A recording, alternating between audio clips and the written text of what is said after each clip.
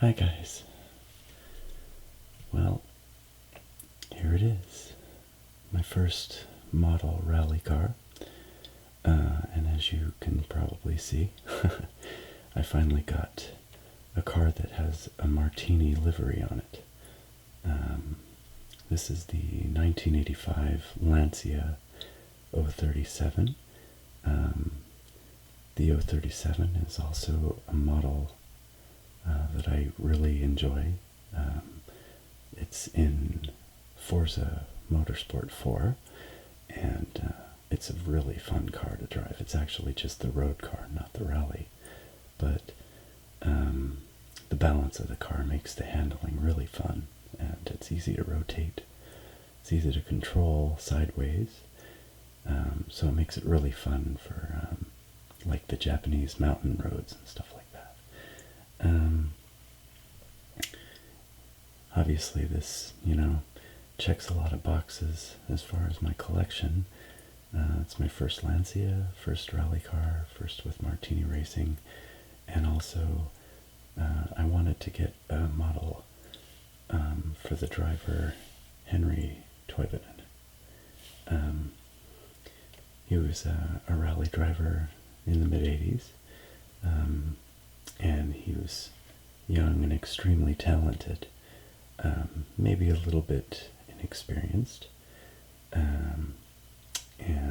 but very, very quick, and even considered just a little bit on the crazy side by his fellow drivers, just because he was willing to take more risks with his driving. He would drive much further over the limit, and obviously that would mean sometimes some very quick stages, but it also inevitably results in crashes, and he endured quite a few injuries in his career, things like back injuries, which you can imagine make it a little uncomfortable trying to withstand high G-forces in a race car.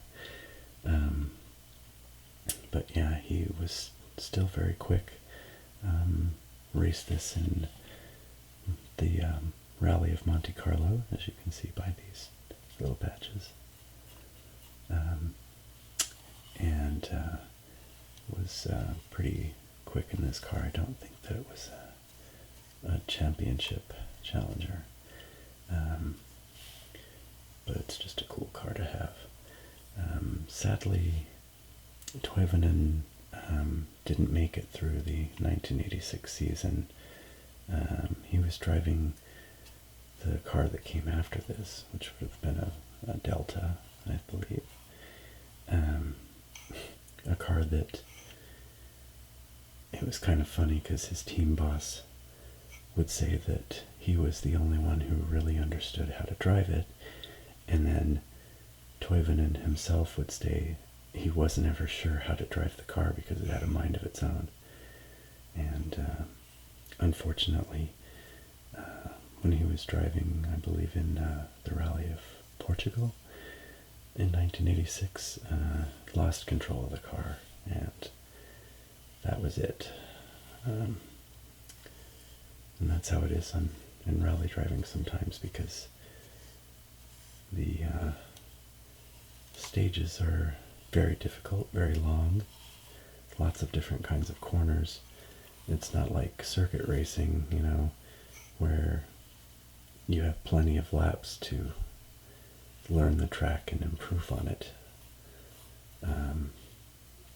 Rally runs on stages that are, you go from one end to another, and then the stage is done, and they might have a little bit of practice, and they certainly have time to go over the stage and take pace notes, which is why you see two names on this side of this car. You have the driver, and you also have the co-driver, whose job it is to read you the pace notes. And obviously it's important to have a sense of timing so that the delivery of the pace notes is right, so that it stays on pace with how the car is going through the course. But yeah, you're listening to pace notes being read at you while you're driving 150 miles an hour through the dirt, so yeah, that can get a little tricky sometimes. And the penalties for making big mistakes could mean you go right off the road into a bunch of trees or go rolling off the side of a mountain or something. So, yeah, quite a difficult sport, and the guys who do it are obviously very brave. So, this model is also the first in my collection from the company called Kyosho. Kyosho is based in Japan, I believe. Obvious enough through the name, but the quality of their models is somewhere in the mid-range.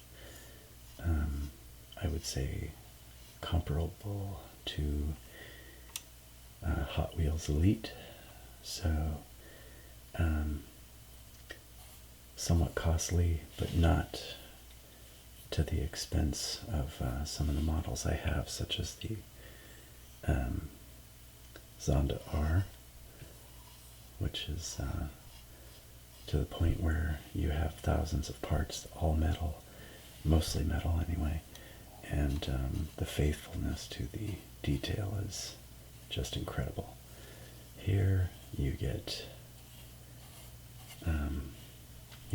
the body is die-cast metal, but a lot of the other parts, especially on the interior, are plastic. And even though the detail is very, very well done, including different colors, yeah, it's all done in plastic. And but it's kind of funny, with how much plastic is in this model, it's still quite heavy if you pick it up in your hand. Which is kind of nice, because then you don't feel like it's quite as delicate. So when you're handling it,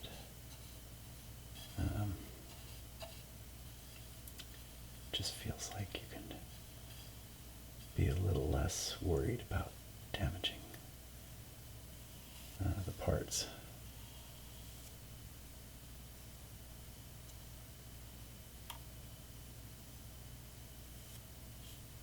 Would you like to see inside? Let's start with this part. I'm not sure it'll stay open. It's got some sort of a spring. Let's turn it around so that you can kind of see inside.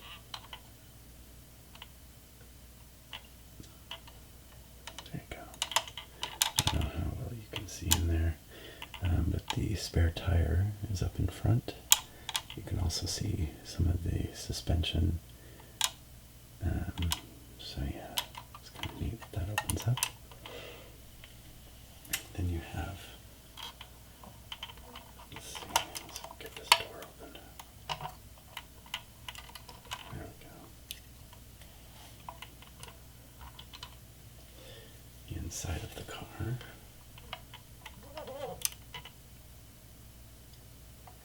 It's a pretty incredible detail also. Pretty amazing.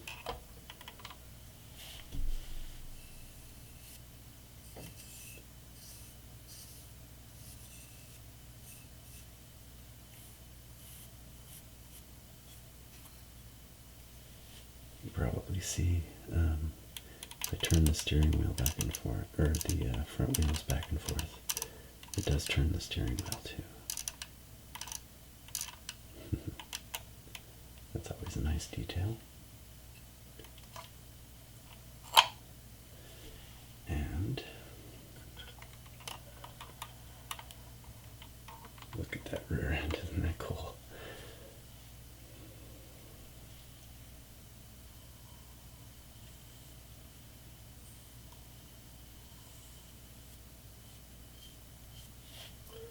Let's go ahead and pop this open for you. awesome.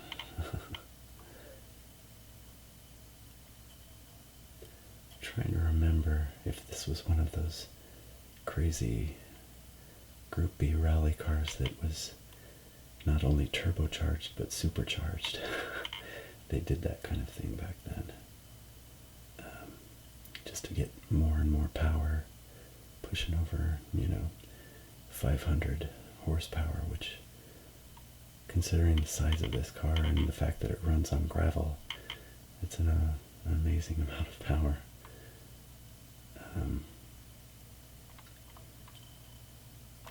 Group B unfortunately didn't last much longer after the mid-80s, and there were some other incidents, things like the control of the fans was getting kind of crazy, with fans trying to actually touch the car as it went by or get as close to it as possible, and then they would just move out of the way right at the last second. If you've seen some of the recent Audi commercials, they'll sometimes include a small clip from those days where you have this crowd on a dirt road and they just sort of part as you get closer and just barely get out of the way in time for the speeding Quattro. So yeah, crazy back then. But they finally put in some, crowd control kind of measures. And to this day, rally cars still do their thing all over the world, and certainly I would guess that they're not as quick as they were in the Group B days. But the technology continues to advance, and the cleverness of how you make a rally car go faster just keeps improving.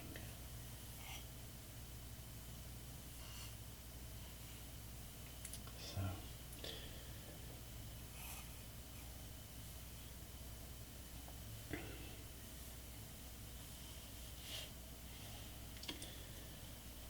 how about if we do a little bit of tracing before we finish this video? Get the smaller brush. Love this. I was so happy when I had seen pictures of this, but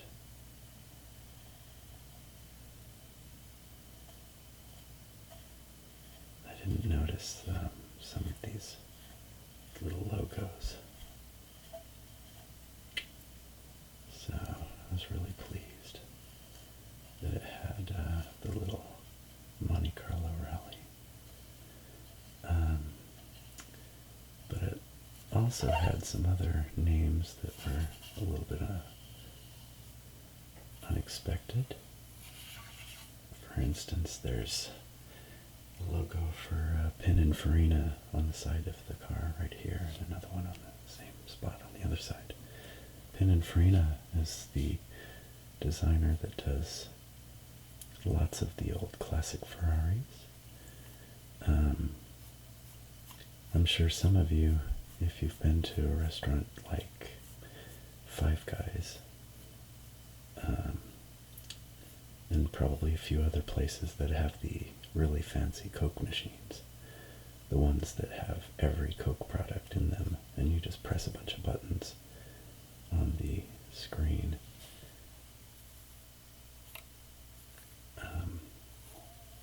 Yeah, those are also designed by Pininfarina. So.